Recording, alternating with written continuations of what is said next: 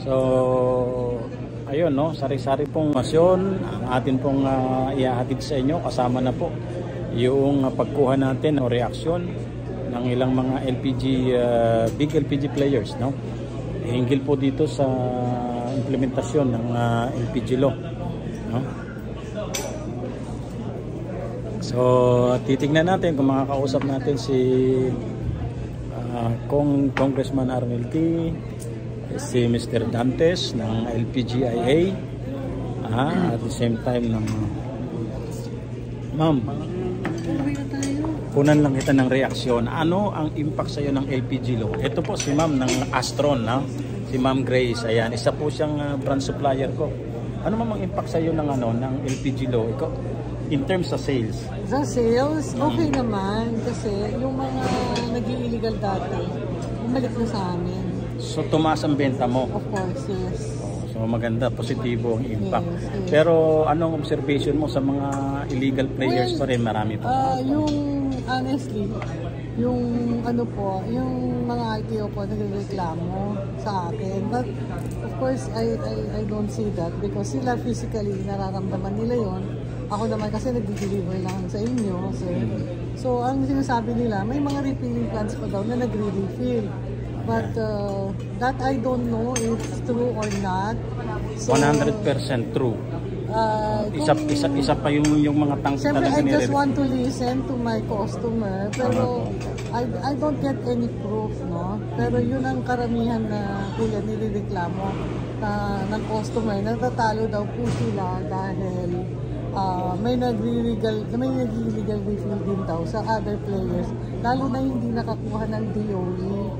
Na permit ng LTO. LTO, license to operate. Yes. Pero ma'am, aware ka ba na nung nagkaroon ng LTO, isa na rin sila sa mga legal sila, pero ang operation din nila may illegal din sila. Sir, basta ang naririnig lang namin based on the reports of my people and based on you guys na nakakausap ako, tumatawag sa akin, you know, that kasi it's also beyond my control, no? Sana kung totoo ito, mag-observe ang ating government na tingnan nila kung totoo yung mga sinasabi ng mga retail outlets natin, di ba sir? Para kung makahuli tayo, di may proof na. Pero kasi kung right now, it's just a hearsay and we need proofs. So kailangan maging vigil yung mga nanguhuli sir. Pero satisfied ka ba doon sa action ng DOE in terms sa paghuhuli ng mga mga refilling plant na nagbubukas sa gabi, nagbubukas sa linggo, yung mga kinakandak nilang mga raid? Yun ang mga sinasabi po ng mga retailers ko na natatalo sila sa ganon. Pero kasi ako physically, I don't see, I just listen. Okay?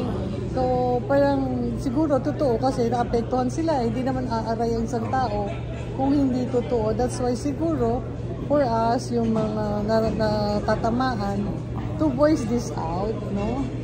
A group should voice this out na yung talagang with the proof, no? Para mag-ano tayo po. Pero siyempre maraming takot naman katulad namin na basta lang magsabi sa inyo. Yes, totoo. Tapos kung wala naman nakikitang backup talaga. Kami so as a distributor, wala po kaming pangin. It should be raised to DOE, to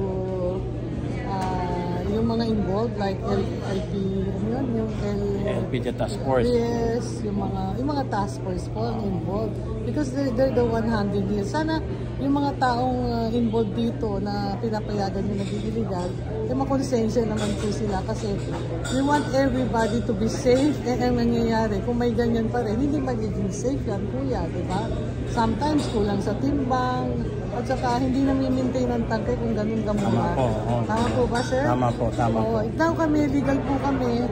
The impact was so nice and talagang sa totoo lang, I really appreciate those retailers na retail outlets na talagang sumunod naman po sa batas and I feel na parang kawawa naman po sila, sumunod sila tapos ganito pa rin, parang walang nangyari sa buhay namin. Sumunod sila para maayos pero actually may illegal pa rin. So parang hindi 100% na ayos. Sa bahagi ng distributor like Astron, meron din po ba kayong mga initiative na para alam mo yun, as parang trigger kayo kay DOE na tumulong in terms sa mga pag-gather ng mga information. Itong mga nagkalat pa rin mga illegal refillers. Well, I know our company is doing their best. Meron mo kasi kaming department na talagang sila po ang nag-handle nito. Meron po kaming department and I'm sure they don't stop. Alright. So, I think they are so involved, but you know, they don't want to involve the retailers because retailers have nothing to do with that except mag-report lang sila na ganito yung nangyayari, ganito yung sinasabi niyo po ng mga retail outlets na nahihirapan kayo magbenta because of this balikan na naman ng illegal. Tama. Okay. So, ayan. And I really listen to that also, and siyempre pararatingin namin and makikita rin yan, biglang nag-jack up yung benta namin tapos biglang bababa na. Yun, right now yun ang indicator. Yes, ma'am. Yes, okay. So, maraming salamat, ma'am. At huwag niyo kakalimutan, meron na rin pong mga accessories si Ma'am Grace ng Astron. Yeah, basta sana po, inihiling ko lang na gawin nating illegal, gawin natin safe ang ating negosyo. Gawin nating legal. Oo, legal. At saka maging safe po para sa lahat ng taong bayan. Yung mga nadidisgrasya na mga inosenteng tao, ma'am. And our loved ones. I always say, loved ones ang priority natin dito. Dahil lang sa 20-30 peso difference, pinagpapalit yung ating mga good tanks. Yes.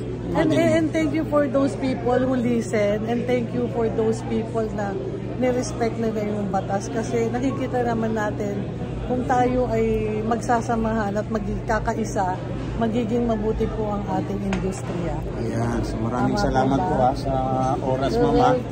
Ayan, ito po number 1 distributor natin ng Sulain at approachable siya. Kahit tawagan mo ay talagang sasagutin ka, at sabi nga down to earth siya, no? Pagka may mga concern ka at personally reklamo ka doon sa operation, itawag mo na sa kanya. Hindi ka babagsakan ng telepono. Hindi ka na lang tatawagan sa susunod. Kakatagan na. Joke lang, ayan si Ma'am Grace, maraming salamat po. Lahat yan. Kay maliit, kay malaki, lahat to minamahal. Asan yung mga kasama niyo ngayon? Ay, yung mga boss ko po nandun na sa meeting. Sige po, salamat mama, salamat. Sige, salamat. Thank you.